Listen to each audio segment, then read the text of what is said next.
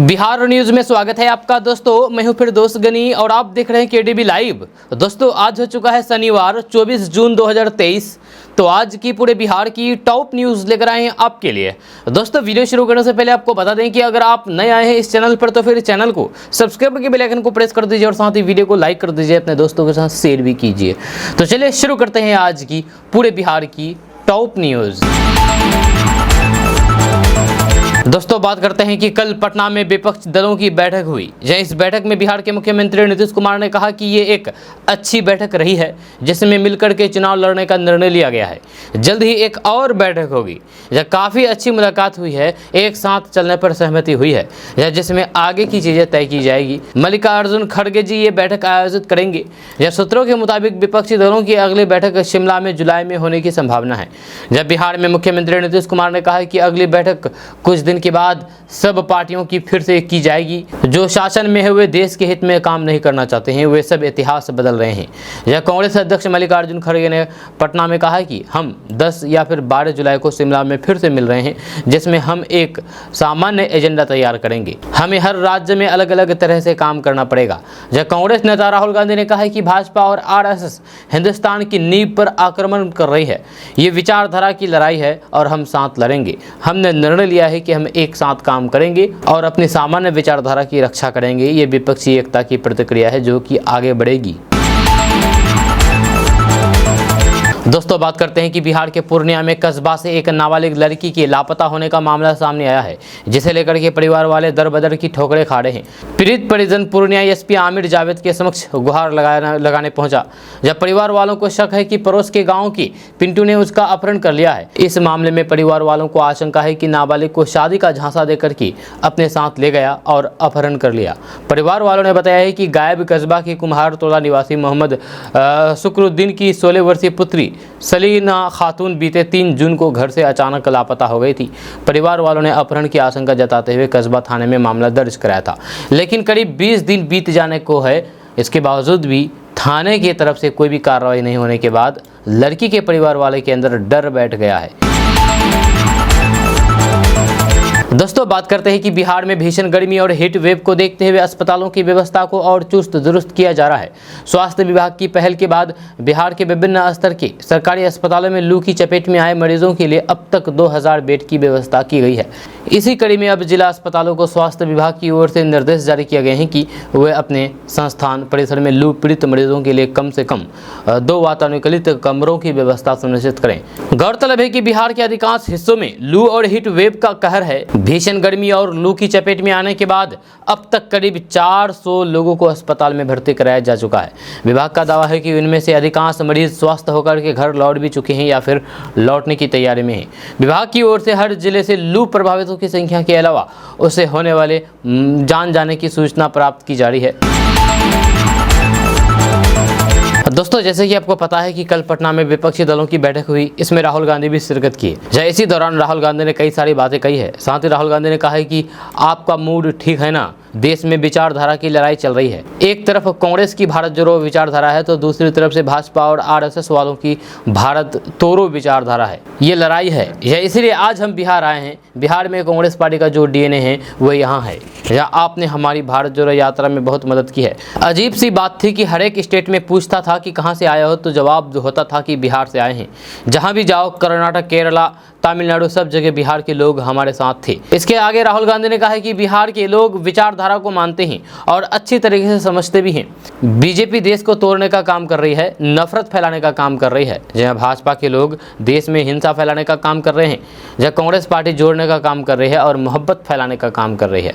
आप जानते हो, आप बहुत अच्छी तरीके से जानते हो कि नफरत को नफरत से नहीं ख़त्म किया जा सकता है। नफरत को सिर्फ और सिर्फ मोहब्बत से ख़त्म किया जा सकता है। इसलिए हम नफ़रत से लड़ते हैं और मोहब्बत की बात करते हैं। जब वहीं विपक्षी दलों की बैठक को लेकर के राहुल गांधी ने कहा है कि पटना में सभी विपक्षी दलों के नेता आए हुए हैं। या इसके बाद हम लोग एक साथ मिलकर के बीजेपी को हराने जा रहे हैं। आपने देखा होगा कि कर्नाटक में बीजेपी के नेताओं के बहुत लंबे भाषण किए, या हर कोने में घूम लिए और नतीजा आप सभी लोगों ने देखा वहाँ क्या हुआ। बीजेपी कह रही थी कि उनकी बड़ी भारी जीत होगी, तो फिर नतीजा तो आपने देख ही लिया था। जैसे ही कांग्रेस पार्टी एक साथ खड़ी हो गई वैसे कर्नाटक में बीजेपी गायब हो गई।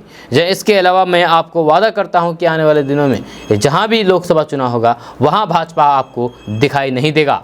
इधर राहुल गांधी ने कांग्रेस और फिर भाजपा के बीच फर्क बताते हुए कहा है कि पूरा देश समझ गया है कि कांग्रेस पार्टी गरीबों के साथ खड़ी है। बीजेपी का मतलब नरेंद्र मोदी जी और फिर सिर्फ और 2 और 3 लोगों को फायदा पहुंचाने का है। देश का पूरा धन उनके हवाले कर देना है, जबकि कांग्रेस का मतलब गरीबों के साथ मिलना, गले लगना, गरीबों के लिए काम करना है। कांग्रेस पार्टी के कार्यकर्ताओं को ये बात याद दिलाना चाहता हूं कि चाहे वो बिहार हो या फिर देश का कोई भी कोना आपकी हमारे बब्बर शेर है। आप हमारी विचारधारा के लिए लड़ते हो, आपकी रक्षा करना कांग्रेस पार्टी का काम है। हम सब लोगों का ये धर्म है कि कांग्रेस पार्टी की जो नींव है उसकी रक्षा करें। ये काम हम लोग आपको पूरा करके दिखाएंगे। दोस्तों बात करते हैं कि अब खबर बिहार के अररिया जिला से सामने आ रही है, जहां बेखौफ बदमाशों ने दिन दहाड़े एक सीएसपी संचालक से 24,51,000 रुपए लूट करके फरार हो गए। लूटपाट का विरोध करने पर बदमाशों ने कार सवार सीएसपी संचालक और फिर उसके साले के साथ मारपीट की और लाखों रुपए लूट करके चलते बने। दरअसल सोमवार को अररिया के जोकीहाट थाना क्षेत्र में उस वक्त सनसनी फैल गई जब बेखौफ बदमाशों ने लूट की बड़ी वारदात को अंजाम दिया। बदमाशों ने सीएसपी संचालक मोहम्मद रब्बानी को गन पॉइंट पर लेटे हुए उसके पास मौजूद 24,51,400 रुपए लूट करके फरार हो गए। बदमाशों ने लूटकांड का विरोध करने पर सीएसपी संचालक मोहम्मद रब्बानी और फिर उसके साले रेजा के साथ बुरी तरीके से मारपीट की, जिससे दोनों घायल हो गए। जब दोनों को इलाज के लिए अररिया सदर अस्पताल में भर्ती कराया गया। जानकारी के मुताबिक मोहम्मद रब्बानी जोकीहाट की धोबनिया चौक पर सीएसपी चलाते हैं और अररिया एसबीआई मुख्य शाखा और एडीबी चौक में स्थित शाखा से पैसे लेकर के अपने कार से घर लौट रहे थे। इसी दौरान बलुआ जाने वाली सड़क में बदमाशों ने पहले सड़क के बीच 4 पहिया वाहन लगा करके रोका और फिर पीछे से 2 बाइक पर सवार होकर के आए 4 बदमाशों ने हथियार का भय दिखा करके लूटपाट की घटनाओं को अंजाम दिया। दोस्तों बात करते हैं कि बिहार के कटिहार से गांजा की तस्करी करते हुए 2 तस्कर को गिरफ्तार किया गया है। कटिहार पुलिस दोनों को गिरफ्तार करके पूछताछ कर रही है। पुलिस ने कार से करीब 40 किलो गांजा बरामद किया है। दोनों तस्कर पश्चिम बंगाल से कार में गांजा भर करके मणिपुरी ले जा रहा था। जब पुलिस ने गुप्त सूचना के आधार पर यह कार्रवाई की है। वाहन चेकिंग के दौरान दोनों को गांजा के साथ गिरफ्तार कर लिया गया है। दोस्तों एआईएमआईएम के प्रमुख असदुद्दीन ओवैसी ने बहुत बड़ी बात कह दी है। एआईएमआईएम के राष्ट्रीय अध्यक्ष बैरिस्टर असदुद्दीन ओवैसी ने कहा है कि हम भी ये चाहते हैं कि नरेंद्र मोदी दोबारा पीएम ना बने, लेकिन इन पार्टियों का ट्रैक रिकॉर्ड क्या है जो विपक्षी दलों की बैठक कर रहे हैं। ये कहना है असदुद्दीन ओवैसी का। यानी कि एआईएमआईएम के राष्ट्रीय अध्यक्ष असदुद्दीन ओवैसी प्रधानमंत्री नरेंद्र मोदी पर भी निशाना साधा और विपक्ष को भी घेरने से नहीं चुके। आपको बता दूं कि मुख्यमंत्री नीतीश कुमार की पहल पर आखिरकार कल पटना में विपक्षी दलों की बैठक संपन्न हो गई। यह बैठक में कांग्रेस नेता राहुल गांधी के साथ साथ 15 दलों के कुल 27 शीर्ष नेता शामिल हुए और 2024 में होने वाले लोकसभा चुनाव में बीजेपी को घेरने की रणनीति तय की गई। हालांकि एआईएमआईएम की चीफ असदुद्दीन ओवैसी ने इस बैठक पर सवाल उठाए हैं। उन्होंने कहा कि वे भी नहीं चाहते हैं कि नरेंद्र मोदी देश के प्रधानमंत्री बने, लेकिन आज की बैठक में शामिल होने वाली पार्टियों का ट्रैक रिकॉर्ड क्या है ये बताएं, ये सवाल है। एआईएमआईएम के प्रमुख असदुद्दीन ओवैसी ने कहा है कि पटना में हुई विपक्ष की बैठक में शिवसेना है, क्या शिवसेना सेकुलर हो गई है? बैठक में दिल्ली के मुख्यमंत्री अरविंद केजरीवाल है, उन्होंने धारा 370 को हटाए जाने पर भाजपा का समर्थन किया था। या उस बैठक में नीतीश कुमार है जो एनडीए की तरफ से मुख्यमंत्री रहे हैं। ओवैसी ने कहा कि वे भी नहीं चाहते हैं कि 2024 में नरेंद्र मोदी देश के प्रधानमंत्री बने, लेकिन पटना में हुई बैठक में जो पार्टियां शामिल हुई थी उनका ट्रैक रिकॉर्ड क्या है ये भी तो देखना चाहिए। कांग्रेस आगे रहना चाहती है, नीतीश कुमार प्रधानमंत्री बनने का सपना देख रहे हैं। आपको बता दें कि शुक्रवार को विपक्षी दलों की हुई बैठक में जेडीयू से मुख्यमंत्री नीतीश कुमार और राष्ट्रीय अध्यक्ष ललन सिंह, विजय कुमार चौधरी आरजेडी से लालू प्रसाद यादव, तेजस्वी यादव कांग्रेस पार्टी से राहुल गांधी और राष्ट्रीय अध्यक्ष मल्लिकार्जुन खड़गे, शिवसेना से उद्धव ठाकरे, संजय राउत, आदित्य ठाकरे शामिल हुए। तो दोस्तों बात करते हैं कि बिहार में मानसून ने दस्तक दे दी है। जहां शुक्रवार को पूरे बिहार में हल्के से मध्यम स्तर की बारिश हुई और वज्रपात का अलर्ट जारी किया गया। इसके साथ ही आज तापमान में भी कमी आएगी। जब फिलहाल अररिया और किशनगंज को छोड़कर के कहीं भी भारी बारिश नहीं हुई है। जब पूरे मानसून के दौरान वर्षा की बात करें तो फिर बिहार में 30 जून से 6 जुलाई के बीच हल्के से मध्यम वर्षा की संभावना है। इस दौरान बिहार में सामान्य से कम वर्षा के आसार हैं।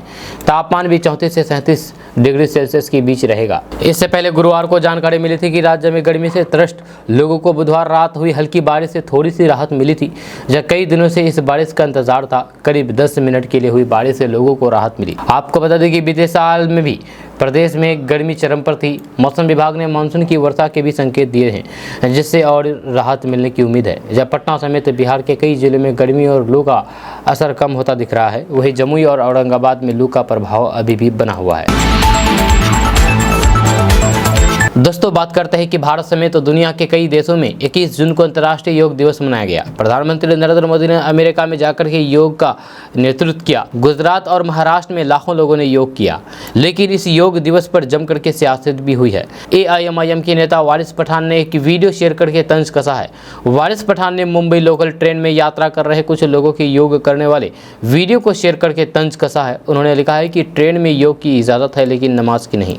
समाचार एजेंसी ANI ने गुरुवार 21 जून को एक वीडियो शेयर किया था, जिसमें देखा गया था कि मुंबई लोकल में यात्रा करने वाले यात्रियों ने योग दिवस के मौके पर योग किया है। या इसके बाद इसी वीडियो को रीट्वीट करते हुए वारिस पठान ने लिखा था कि आखिरकार ट्रेन में योग की इजाज़त है, लेकिन नमाज की नहीं। हालांकि वारिस पठान के इस ट्वीट पर लोगों ने उन्हें जवाब भी दिया है। दोस्तों, बात करते हैं कि मार्च 2024 तक 23 जिलों के ग्रामीण इलाकों में 250 पुल पुलिया बनेंगी। जी हाँ, इसके बाद तकनीकी जांच के बाद राशि जारी हो जाएगी। जब बिहार में पटना सहित करीब 23 जिलों के ग्रामीण इलाकों में नाबार्ड की मदद से मार्च 2024 तक करीब 250 पुल पुलिया बनाने की योजना है। इसके लिए ग्रामीण कार्य विभाग ने तैयारियां शुरू कर दी है। इन सभी का एस्टीमेट बन रहा है, लेकिन एस्टीमेट की तकनीकी जांच NI पटना या फिर MIT मुजफ्फरपुर से करवाने का निर्देश दिया गया है। यह NIT पटना या MIT मुजफ्फरपुर से एस्टीमेट को सही पाए जाने के बाद ही इन पुल और फिर पुलियों के निर्माण की राशि जारी होगी। सूत्रों के अनुसार सर्वेक्षण के दौरान 23 जिलों के ग्रामीण इलाकों में कई जगह पर आवाजाही में परेशानी थी, जहाँ लोगों को लंबी दूरी तय करके एक जगह से दूसरे जगह जाना पड़ रहा था। ऐसे में विभाग ने पुल पुलिया बनाने की जरूरत वाले जगहों को चिन्हित किया गया। ग्रामीण विभाग ने योजना तैयार करके लोन के लिए इसका प्रस्ताव नाबार्ड को भेजा है। इसकी शुरुआती जांच के बाद नाबार्ड ने सहमति दे दी है और एस्टीमेट की मांग की है। अब इन सभी के एस्टीमेट को अंतिम रूप देने की तैयारी चल रही है। जिन जिलों में पुल पुलिया का निर्माण होगा, यानी कि किन किन जिलों में पुल पुलिया का निर्माण होगा, वो हम आपको बताएंगे। वो है पटना सहित मुजफ्फरपुर, गोपालगंज, बक्सर, भोजपुर, सारण, किशनगंज, समस्तीपुर, सुपौल, सहरसा, अरवल, सीतामढ़ी, औरंगाबाद, मोतिहारी, मधुबनी, मधेपुरा, कैमूर, पूर्णिया, कटिहार, वैशाली, बांका, मुंगेर और नालंदा जिला शामिल है। दोस्तों, बात करते हैं कि बिहार बीजेपी के प्रदेश अध्यक्ष सम्राट चौधरी ने विपक्षी एकता की बैठक पर हमला करते हुए कहा कि ये एक दूसरे को टोपी पहना रहे हैं, इससे अधिक और कुछ नहीं होगा। जब भारत की राजनीति में ये ठग ऑफ गठबंधन है, पूरे हिंदुस्तान को मूर्ख बनाने की तैयारी कर रहे हैं। बीजेपी के नेता ने कहा है कि ये समझिए कि कोई नीति सिद्धांत किसी का नहीं है, सारे भ्रष्टाचारी मिल गए हैं, सब भ्रष्टाचार में लिप्त हैं। यह सुल्तानगंज ले जाकर के CM नीतीश कुमार को अपना मॉडल दिखाना चाहिए। मैं व्यवस्था कर देता हूँ, या किस तरीके से पुल ध्वस्त होता है ये देखना चाहिए। या इन लोगों को पता नहीं है कि चेहरा कौन है और कौन आगे रहेगा और कौन पीछे रहेगा। सारे के मन में लड्डू फूटा है कि प्रधानमंत्री की उम्मीदवार बन जाए, या इससे अधिक कुछ नहीं है। ये सारे लोग सपना देखने के लिए पटना आ रहे हैं। अरविंद केजरीवाल पर हमला करते हुए सम्राट चौधरी ने कहा है कि ये कौन है, ये भी तो भ्रष्टाचारी है। केजरीवाल ऐसे भ्रष्टाचारी है जो अन्ना हजारे के द्वारा उत्पन्न हुए हैं और अन्ना हजारे को ही धोखा दे दिए। दिल्ली केंद्र शासित प्रदेश है और अरविंद केजरीवाल चाहते हैं कि वहां सरकार का पूरा एक्ट हो। अब जैसे जोकर को अगर दिल्ली को संभालने के लिए दे दिया जाए तो फिर पूरी दुनिया में क्या संदेश जाएगा, यही चिंता का विषय है। दोस्तों, बात करते हैं कि बिहार के पिछड़े जिलों ने विकास योजना में आकांक्षी छलांग लगाई है। यह शानदार काम की बदौलत कई क्षेत्र में देश के अन्य राज्यों में पीछे छोड़ दिया है। जब विभिन्न राज्यों के जिले निर्धारित मानकों पर बिहार के इन जिलों से पीछे रह गए हैं। खास करके कृषि और जल संसाधन के अलावा स्वास्थ्य और फिर पोषण पर बिहार ने बेहतर काम किया है। इन क्षेत्रों में बिहार के जिलों को देश में पहला स्थान मिला है। यही नहीं, ओवरऑल प्रदर्शन में बिहार के 2 जिले टॉप 5 राज्यों में शामिल है। नीति आयोग ने देश के पिछले 112 आकांक्षी जिलों की अप्रैल के लिए champion of change delta ranking जारी की है, जहां देश के 5 सर्वश्रेष्ठ आकांक्षा जिलों में गया को दूसरा स्थान मिला है, जबकि जमुई तीसरे स्थान पर है। वहीं इन जिलों में कृषि और जल संसाधन के क्षेत्र में काम करने में गया का देश में सर्वोच्च स्थान रहा है, जबकि स्वास्थ्य और पोषण के क्षेत्र में जमुई प्रथम स्थान पर है। जहां आपको बता दूं कि देश के आकांक्षी जिलों में विकास के पैमाने पर प्रतिस्पर्धा को बढ़ाने के लिए नीति आयोग हर महीने की रिपोर्ट कार्ड जारी करता है और फिर अव्वल आने वाले जिलों को 1 से 3 करोड़ रुपए तक अतिरिक्त राशि दी जाती है। दोस्तों, अब खबर उत्तर बिहार से सामने आ रही है, जहां दिन दहाड़े 2 बैंक में लूट से हड़कंप मच गया है। जहां आज ही दोपहर में राज्य के शिवहर में अपराधियों ने बैंक से 27 लाख रुपए लूट ली है। वहीं अभी यह मामला शांत भी नहीं हुआ था कि मोतिहारी के बैंक से अपराधियों ने 40 लाख रुपए की लूट की घटना की खबर सामने आ रही है। जानकारी के अनुसार मोतिहारी के ICICI बैंक के करीब 40 लाख की लूट हुई है। इस घटना को हथियारबंद लुटेरों ने वारदात को अंजाम दिया है। वहीं लुटेरों ने लूट के बाद भागने के दौरान हवाई फायरिंग भी की है। ये घटना डुमरिया घाट थाना क्षेत्र के सरोत्तर चौक का बताया जा रहा है। मौके पर पुलिस पहुंची है और जांच पड़ताल में जुट गई है। आपको बता दूं कि शिवहर में आज ही बैंक के खुलने के कुछ ही देर बाद बदमाश ग्राहक बनकर के बैंक में घुस आए और बैंक कर्मियों को गन पॉइंट पर ले लिया। 5 बदमाशों ने बैंक से करीब 20 लाख रुपए लूट लिए हैं और फायरिंग करते हुए मौके से फरार हो गए हैं। दोस्तों, बात करते हैं कि बिहार में शिक्षक भर्ती देने जा रहे कैंडिडेट्स के लिए बेहद ज़रूरी सूचना है। जब बिहार लोक सेवा आयोग ने शिक्षक भर्ती परीक्षा की तारीख बदल दी है। आपको बता दें कि बिहार में शिक्षक के 1,70,461 पदों पर भर्ती निकाली गई है, जिसके लिए अभी आवेदन प्रक्रिया जारी है। उम्मीदवार 12 जुलाई तक भर्ती के लिए आवेदन कर सकते हैं। आवेदन प्रक्रिया पूरी होने के बाद भर्ती परीक्षा का आयोजन 19, 20, 26 और 27 अगस्त को किया जाना था, लेकिन अब इसमें बदलाव किया गया है। जहाँ दरअसल 20 अगस्त को CTET की परीक्षा होनी है। ऐसे में उम्मीदवार लगातार बिहार शिक्षक भर्ती परीक्षा की डेट बदलने की मांग कर रहे थे। आयोग ने उम्मीदवारों की मांग को मानते हुए तिथियों में बदलाव किया है। मीडिया रिपोर्ट्स के मुताबिक 19 और 20 अगस्त को होने वाली शिक्षक भर्ती परीक्षा की तारीख बदल दी गई है। अब इन तारीखों की परीक्षाएं 24 और 25 अगस्त को आयोजित की जाएगी। हालांकि 26 और 27 अगस्त की परीक्षा पहले से निर्धारित कार्यक्रम के तहत ही होगी। जहां वही बताया जा रहा है कि अब तक शिक्षक भर्ती परीक्षा के लिए 23,000 से अधिक कैंडिडेट्स ने रजिस्ट्रेशन करा लिया है। दोस्तों, बात करते हैं कि बिहार के मुख्यमंत्री नीतीश कुमार की 7 निश्चय योजना में सबसे महत्वपूर्ण हर घर नल जल योजना में मुजफ्फरपुर में 1 करोड़ 20 लाख रुपए का गबन हुआ है। जहां गबन के आरोप में पूर्व महिला मुखिया सरिता कुमारी और पूर्व वार्ड सदस्य उमेश शाह को पुलिस ने गिरफ्तार कर लिया है।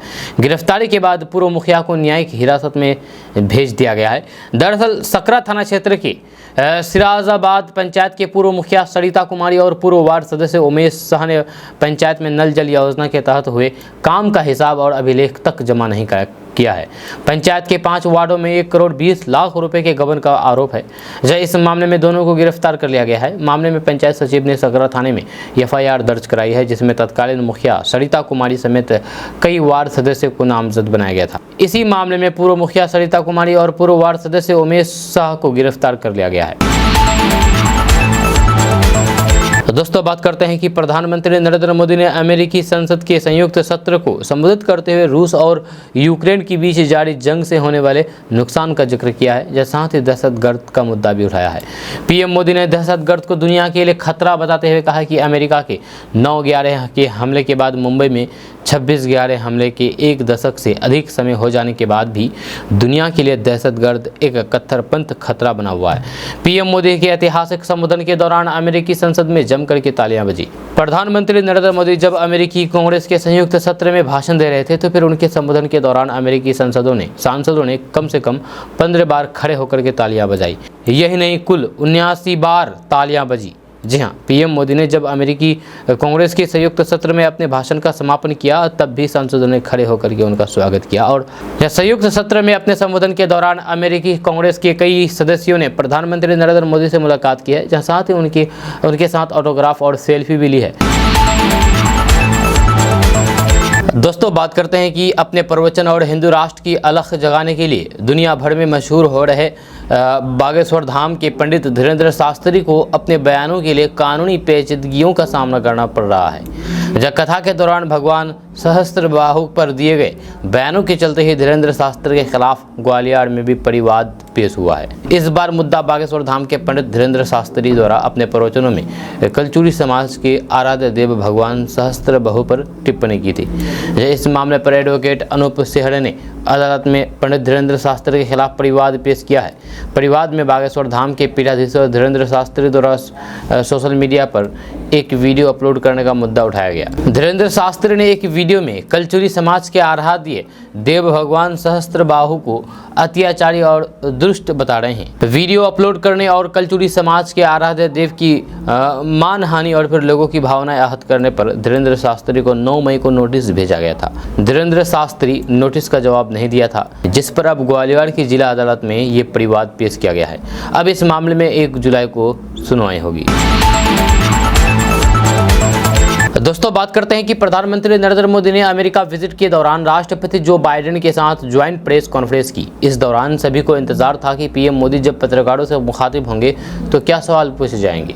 इस दौरान एक महिला पत्रकार ने पीएम मोदी से भारत में अल्पसंख्यकों की स्थिति के बारे में सवाल पूछ डाला, यानी कि मुसलमानों की स्थिति के बारे में सवाल पूछा, तो पीएम मोदी ने ऐसा करारा जवाब दिया कि बीच में ताली बज उठी। इस दौरान राष्ट्रपति बाइडेन भी पीएम मोदी का जवाब ध्यान से सुन रहे थे। पीएम मोदी से विदेशी पत्रकार ने भारत में कथित रूप से अल्पसंख्यकों से भेदभाव से जुड़ा हुआ सवाल किया। इस पर पीएम मोदी ने उस महिला पत्रकार के सवाल को धैर्यपूर्वक सुना और फिर जवाब देना शुरू किया। पीएम मोदी ने कहा कि लोकतंत्र हमारी रगों में है, हम लोकतंत्र को जीते हैं। हमारे यहाँ लोकतंत्र में जाति, पंथ या फिर धर्म के आधार पर किसी के साथ भेदभाव का सवाल ही नहीं है। पीएम मोदी ने राष्ट्रपति की ओर इशारा करते हुए कहा कि जैसे राष्ट्रपति बाइडेन ने कहा कि लोकतंत्र भारत और अमेरिका के डीएनए में है, इसलिए भेदभाव का कोई सवाल ही पैदा नहीं होता है। हमारा देश संविधान से चलता है। पीएम मोदी ने यह भी कहा है कि हमारी सरकार सबका साथ, सबका विकास, सबका विश्वास, सबका प्रयास के सिद्धांत पर चलती है और भारत के लोकतांत्रिक मूल्यों में कोई भी भेदभाव नहीं है। जब पीएम मोदी ने महिला पत्रकार को डोटू कहा कि मुझे आश्चर्य हो रहा है कि आप कह रहे हैं कि लोग कहते हैं नहीं, भारत लोकतंत्र है। और जैसा राष्ट्रपति बाइडेन ने कहा है कि भारत और अमेरिका दोनों के डीएनए में लोकतंत्र है, लोकतंत्र हमारी ताकत है। पीएम मोदी ने कहा है कि लोकतंत्र को हम जीते हैं, हमारे पूर्वजों ने संविधान के रूप में शब्दों में ढाला है। जब हम लोकतंत्र को जीते हैं तब भेदभाव की बात नहीं आती है। पीएम मोदी ने कहा है कि भारत के लोकतांत्रिक मूल्यों में कोई भेदभाव नहीं है। उन्होंने कहा है कि सरकार की योजनाएं सभी के लिए है और इसमें जाति, धर्म या फिर पंथ, संप्रदाय आदि को लेकर के किसी के साथ कोई भी भेदभाव नहीं होता है। दोस्तों, बात करते हैं कि केंद्र सरकार की तरफ से किसानों के लिए शुरू की गई सबसे महत्वाकांक्षी योजना पीएम किसान सम्मान निधि में लगातार ई-केवाईसी पूरा करने पर जोर दिया जा रहा है। पिछले दिनों सरकार ने ई-केवाईसी नहीं कराने वाले किसानों को योजना की किस्त नहीं दी थी, लेकिन अभी भी काफी किसान की ई-केवाईसी पूरी नहीं हुई है। इसीलिए राज्य सरकार के साथ साथ विशेष अभियान भी चलाया जा रहा है। अभी तक ई-केवाईसी कराने की सुविधा ओटीपी या फिर फिंगरप्रिंट के माध्यम से ही मिलती थी, लेकिन अब चेहरा स्कैन करके भी ई-केवाईसी की प्रक्रिया पूरा किया जा सकता है। आपको बता दें कि हर साल 6,000 रुपए का वित्तीय लाभ देश भर के किसानों के लिए पीएम किसान मोबाइल ऐप पर नई सुविधा कृषि मंत्री नरेंद्र सिंह तोमर ने पेश की है। यह सरकारी बयान में कहा गया है कि पीएम किसान मोबाइल ऐप के जरिए दूर दराज के किसान बिना ओटीपी या फिर फिंगरप्रिंट के चेहरा स्कैन करके भी ई-केवाईसी पूरा कर सकते हैं। जब पीएम किसान के तहत पात्र किसानों को हर 4 महीने में 2,000 रुपए की 3 समान किस्तों में हर साल 6,000 रुपए का वित्तीय लाभ दिया जाता है। यह योजना फरवरी 2019 में शुरू किया गया था, लेकिन इसे दिसंबर 2018 से लागू किया जा रहा है। पीएम किसान योजना के ऐप पर नो यूजर स्टेटस मॉडल का इस्तेमाल करके किसान भूमि बुआई की स्थिति, आधार को बैंक खातों से जोड़ने और फिर ई-केवाईसी की स्थिति भी जान सकते हैं। कृषि मंत्रालय ने लाभार्थियों के लिए उनके दस्तावेज पर आधार लिंक्स बैंक खाते खोलने के लिए इंडिया पोस्ट पेमेंट बैंक को भी शामिल किया गया है। दोस्तों, बात करते हैं कि बिहार के मुंगेर जिले में एटीएम काटकर पैसे निकालने वाले पेशेवर गिरोह अब सक्रिय हो गया है। ताज़ा मामला मुंगेर जिला के अंतर्गत मुफस्सिल थाना क्षेत्र के नवागढ़ी के NH 80 का है, जहां SBI एटीएम में आज सुबह सुबह लगभग 2 बजे अज्ञात पेशेवर एटीएम चोरों ने गैस कटर से एटीएम मशीन को काट करके मशीन के अंदर रखे लाखों रुपए का चंद लेकर के चंपत हो गए। इस घटना का सारा वाकया एटीएम में लगे गए सीसीटीवी कैमरे में कैद हो गया है। सीसीटीवी में साफ देखा जा सकता है कि दो नकाबपोश शातिर अपराधी, जिसने पूरे पेशेवर चोर की तरह हाथों में दस्ताना, चेहरे पर मास्क, आंखों में चश्मा और टोपी पहने, जैसे ही एटीएम घर के अंदर घुसा, उन लोगों ने सीसीटीवी कैमरे की स्क्रीन पर ब्लैक पेंट को स्प्रे कर दिया, जिससे अंदर की किसी भी कार्य के अब सीसीटीवी में रिकॉर्ड नहीं हो पाया। जिसके बाद अपराधियों के द्वारा बड़े आराम से गैस कटर से एटीएम मशीन को काटा, जहां कैश बॉक्स को तोड़ करके उसके अंदर रखे लाखों रुपए को लेकर के बड़े आराम से चंपत हो गए। वहीं घटना के बाद सूचना पर पहुंची पुलिस ने मामले को सघनता से जांच करते हुए बैंक से प्राप्त सीसीटीवी के आधार पर शातिर चोरों की पहचान में जुट गई है। दोस्तों, बात करते हैं कि राजधानी लखनऊ में इस्लामिक सेंटर ऑफ इंडिया के तत्वाधान में बकरीद की तैयारी को लेकर के एक अहम बैठक ईदगाह कमेटी, जिला प्रशासन, पुलिस कमिश्नर और नगर परिषद की हुई। इसमें उलेमा कराम, सम्मानित शहरों से शिरकत की। इमाम ईदगाह मौलाना खालिद रशीद फरंगी महल ने मीटिंग को संबोधित करते हुए कहा कि इस साल बकरीद 29 जून 2023 को मनाई जाएगी। उन्होंने लोगों से अपील की है कि लोग सड़कों पर नमाज ना पढ़े और कुर्बानी का वीडियो सोशल मीडिया पर अपलोड ना करें। उन्होंने कहा है कि इस मौके पर मुसलमान बड़ी संख्या में ईदगाह और विभिन्न मस्जिदों में ईद की नमाज अदा करते हैं। इसलिए इस अवसर पर जिला प्रशासन और नगर निगम की जिम्मेदारी है कि ईदगाह और तमाम मस्जिदों के आसपास उचित साफ सफाई कराएं और बिजली और फिर पानी की सप्लाई की व्यवस्था करें। उन्होंने कहा है कि ईद उल अजहा के मुबारक दिनों में शहर का अमन और अमान और सलामती बनाए रखने के लिए उचित व्यवस्था की जाए। उन्होंने कहा है कि कुर्बानी के जानवरों की आने जाने में किसी प्रकार की रुकावट ना लगाई जाए। कुर्बानी जो कि 29, 30 जून, 1 जुलाई 2023 को दी जाएगी, इन दिनों में भी साफ सफाई विशेष प्रबंधन सुनिश्चित कराया जाए। मौलाना ने मुसलमानों से अपील की है कि कुर्बानी की फोटो और वीडियो सोशल मीडिया पर ना डालें। मौलाना फरंगी महली ने कहा कि बकरीद की नमाज अदा करने वालों को ज़्यादा से ज़्यादा सहूलियतें पहुँचाई जाए और ईदगाह मैदान और फिर उसके आसपास में साफ सफाई पर खास ध्यान दिया जाए। आवारा जानवरों को नमाज के समय में बंद रखा जाए और वज़ू करने वालों के लिए पानी के टैंकर का इंतज़ाम किया जाए। उन्होंने कहा कि ये महीना त्योहारों का महीना है जो कि खुशी का पैगाम लेकर के आया है। इसीलिए हम सबको चाहिए कि एक दूसरे की खुशी में बराबर से शरीक हों और अपने शहर और फिर प्रदेश की गंगा जमीनी तहजीब का सबूत दें। दोस्तों, बात करते हैं कि बिहार सरकार के द्वारा सभी सरकारी ऑफिसों को ऑनलाइन करने की कवायद की जा रही है, जिससे लोगों को घर बैठे कई सुविधाओं का लाभ मिलेगा। बताया जा रहा है कि अब मुजफ्फरपुर जिला परिवहन कार्यालय बहुत ही हाईटेक हो चुका है, जब पिछले 6 माह से अब सभी काम ऑनलाइन सेवाओं के जरिए हो रहे हैं। Learning licence, permanent driving licence, गाड़ी का ट्रांसफर, फिटनेस परमिट, प्रदूषण, गाड़ियों का री रजिस्ट्रेशन, लोन कैंसिलेशन और आदि सभी प्रक्रिया पूरी तरीके से पारदर्शी हो गई है। नई गाड़ियों का registration, high security number plate, choice number लेने आदि प्रक्रिया पूरी तरीके से वाहन एजेंसी के हवाले कर दी गई है। अब गाड़ियों का रिकॉर्ड परिवहन विभाग के साथ सभी वाहन एजेंसियों के पास भी उपलब्ध है। दोस्तों, बात करते हैं कि भीषण गर्मी के कारण बच्चों के लीवर में संक्रमण हो रहा है। लीवर संक्रमित होने से बच्चे हेपेटाइटिस ए का शिकार हो रहे हैं। एसकेएमसीएच और फिर दूसरे निजी अस्पतालों में लगातार इस बीमारी से पीड़ित बच्चे पहुंच रहे हैं। एसकेएमसीएच के शिशु विभाग के एसओ प्रोफेसर डॉक्टर जेपी मंडल ने बताया है कि ओपीडी में रोज हेपेटाइटिस ए के लक्षण वाले 10 बच्चे पहुंचे हैं। इनमें कई को भर्ती करना पड़ रहा है। हेपेटाइटिस ए पीड़ित बच्चों को ठीक होने में 20 दिन लग रहा है। मुजफ्फरपुर में एसकेएमसीएच के अलावा केजरीवाल अस्पताल में भी हेपेटाइटिस ए से पीड़ित बच्चे पहुंच रहे हैं। अब आप सोच रहे होंगे कि आखिर ये हेपेटाइटिस के लक्षण क्या होते हैं, तो आपको बता दूं कि हेपेटाइटिस के लक्षण थकान, उल्टी, पेट दर्द, भूख नहीं लगना, बुखार, ये हेपेटाइटिस लक्षण होते हैं।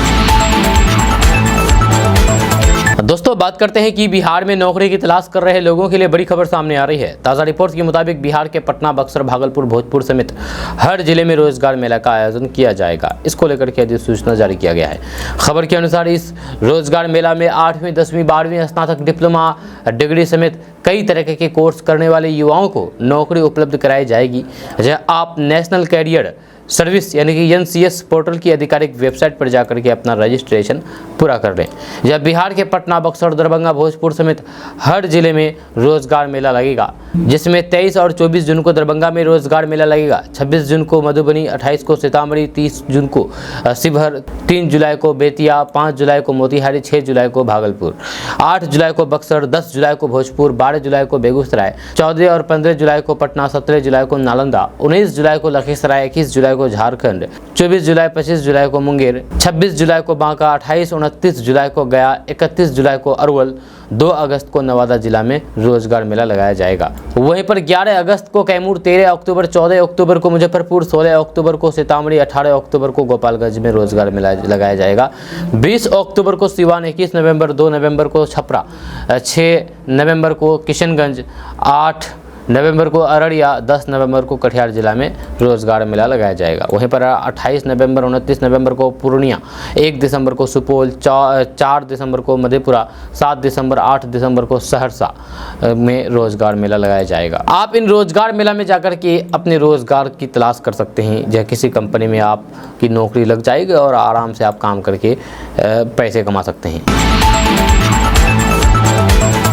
दोस्तों, बात करते हैं कि बिहार में अगर आप ज़मीन की खरीदारी कर रहे हैं तो फिर आप ऑनलाइन के द्वारा ये चेक कर लें कि जिस ज़मीन को आप खरीद रहे हैं उस पर कोई लोन तो नहीं है। कई बार लोग ज़मीन पर लोन लेकर के उसे बेचने की कोशिश करते हैं। खबर के अनुसार सरकार ने ज़मीन पर लोन को ऑनलाइन चेक करने की सुविधा प्रदान की है, ताकि लोगों को ज़मीन की खरीद के दौरान किसी तरह की परेशानी का सामना न करना पड़े, या साथ ही साथ लोगों को ज़मीन की सही स्थिति का पता चल सके। अब आप सोच रहे होंगे कि बिहार में ज़मीन पर लोन ऑनलाइन कैसे चेक करें लोन लेने के लिए। तो बात करते हैं कि बिहार में ज़मीन पर लोन चेक करने के लिए सबसे पहले बिहार सरकार की राजस्व एवं भूमि सुधार विभाग की वेबसाइट पर आपको जाना होगा, और ये वेबसाइट है www.land.bihar.gov.in। इस लिंक को आप गूगल पर सर्च करें। इसके बाद आप इसमें स्टेप बाय स्टेप फॉलो करके आप इसकी जानकारी प्राप्त कर सकते हैं। दोस्तों, बात करते हैं कि बिहार में रहने वाले लोगों के लिए बड़ी खबर सामने आ रही है। ताज़ा रिपोर्ट्स के मुताबिक पटना, बक्सर, मुंगेर समेत पूरे बिहार में आज ठनका गिरने के आसार हैं। जी हां, इसी को ध्यान में रखते हुए मौसम विभाग के द्वारा अलर्ट जारी किया गया है। खबर के अनुसार आज बिहार के जमुई, मुंगेर, पूर्वी चंपारण, शेखपुरा, किशनगंज, अररिया, पूर्णिया, कटिहार, भागलपुर, सहरसा जिलों में ठनका गिरने की जान माल की नुकसान हुई है। आज बिहार के सभी जिलों में वज्रपात हो सकता है, वहीं 2 जिलों में भारी बारिश होने की संभावना है। आपको बता दें कि बिहार के सुपौल और अररिया में आज भारी बारिश हो सकती है। वहीं इन जिलों में कुछ स्थान पर तेज हवाएं चल सकती है। साथ ही साथ इन दोनों जिलों में वज्रपात होने की भी आसार हैं, इसलिए खराब मौसम के दौरान आप घर से बाहर बिल्कुल भी ना निकलें। मौसम वैज्ञानिकों की माने तो अगले 24 घंटे के अंदर बिहार के सभी जिलों में गरज चमक के साथ बारिश हो सकती है। इससे इन जिलों के तापमान में गिरावट आएगी और फिर लोगों को भीषण गर्मी से भी राहत मिलेगी। वहीं कई इलाकों में आंधी आने की भी आसार हैं। दोस्तों, बात करते हैं कि बिहार में इस समय ज़मीन का सर्वे चल रहा है। इस सर्वे के दौरान कई लोगों को ज़मीन के पुराने कागजात की ज़रूरत पड़ रही है। वहीं ज़मीन की खरीद बिक्री को लेकर भी कुछ लोगों को ज़मीन के पुराने कागजात की ज़रूरत होती है।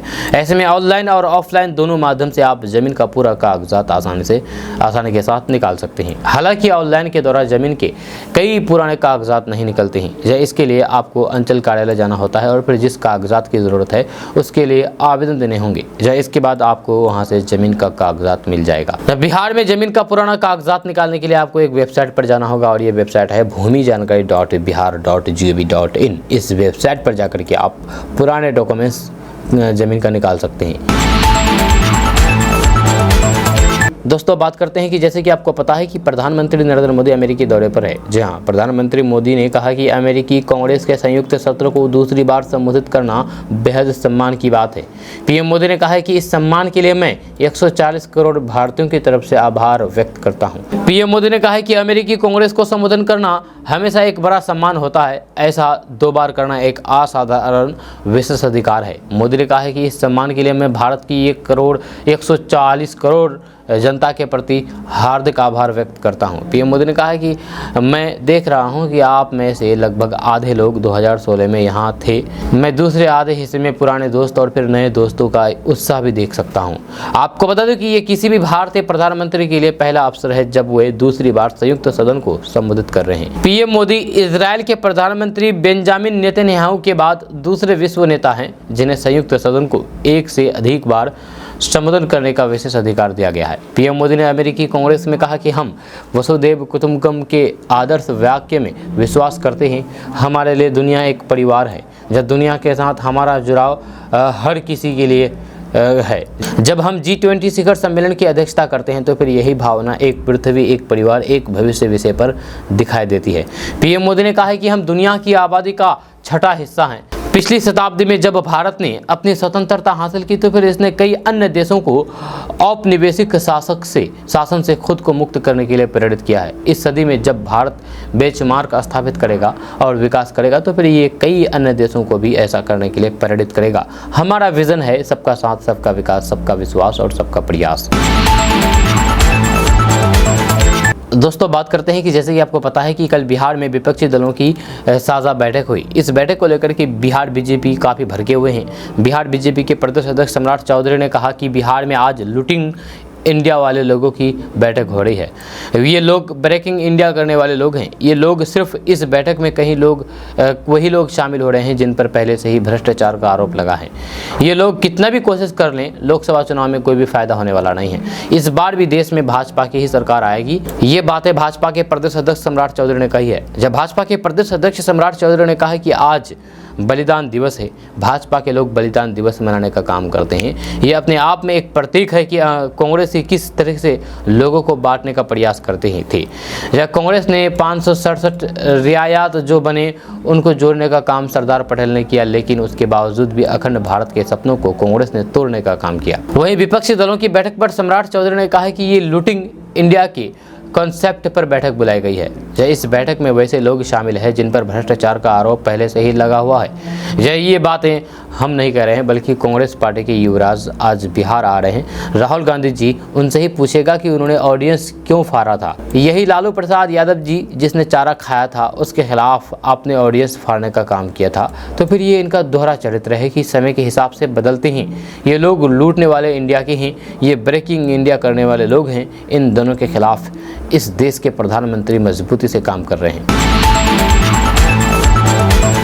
दोस्तों बात करते हैं कि पटना में देश के विपक्षी के शीर्ष नेताओं के आगमन पर पूर्व उप मुख्यमंत्री एवं राज्यसभा सदस्य सुशील कुमार मोदी ने कहा है कि देश में आपातकाल लगाने वाले, जेपी को गिरफ्तार करके जेल में बंद करने वाले, लोकतंत्र की हत्या करने वाले, प्रेस की आज़ादी पर सेंसरशिप के माध्यम से अंकुश लगाने वाले जेपी की धरती पर आ रहे हैं और लोकतंत्र की दुहाई दे रहे हैं। राज्यसभा सांसद सुशील कुमार मोदी ने गुरुवार को यहाँ तक कहा है कि लोकतंत्र खतरे में नहीं बल्कि विपक्षी एकता वाले दलों का परिवार खतरे में है। ये अपने अपने परिवार की राजनीति को बचाने में लगे हुए हैं। 3-4 दलों को छोड़ करके बचे हुए सभी पार्टियां परिवारवादी पार्टियां हैं। सुशील कुमार मोदी ने कहा है कि सत्ता पक्ष के भ्रष्टाचार के खिलाफ विपक्ष एकजुट हो रहा है, परंतु पहली बार सत्ता पक्ष विपक्ष के भ्रष्टाचार के खिलाफ लड़ रहा है। जेपी की धरती परिवारवादी और फिर भ्रष्टाचार में डूबी पार्टियों को नकार करके 40 में से 40 सीटें जेपी के सपनों को पूरा करने वाली पार्टी को देगी। दोस्तों आज का न्यूज़ बस ये था। कैसा लगा नीचे कमेंट बॉक्स में कमेंट करके जरूर बताइएगा। अगर आप नए आए हैं इस चैनल पर तो फिर चैनल को सब्सक्राइब करके बेल आइकन को प्रेस कर दीजिए और साथ ही वीडियो को लाइक कर दीजिए, अपने दोस्तों के साथ शेयर भी कीजिए। तो चलिए मिलते हैं फिर नेक्स्ट वीडियो के साथ। तब तक के लिए जय हिंद, जय बिहार।